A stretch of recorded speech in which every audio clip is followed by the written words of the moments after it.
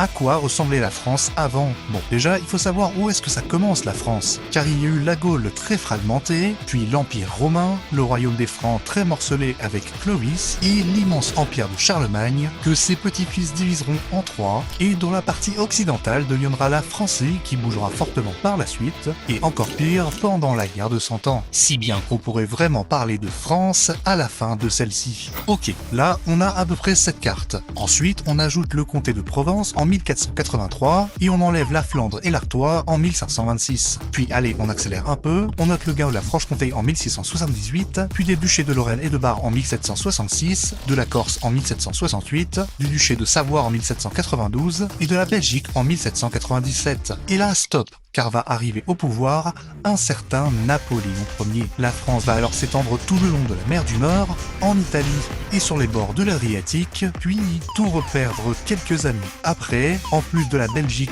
et de la Savoie et du comté de Nice, deux possessions qui redeviendront françaises en 1860. Et on arrive enfin à la dernière zone qui va beaucoup bouger, l'Alsace-Moselle, perdue en 1871, regagnée en 1918, reperdue en 1940, puis regagnée en 1945. Et voilà, on a les frontières que nous connaissons aujourd'hui.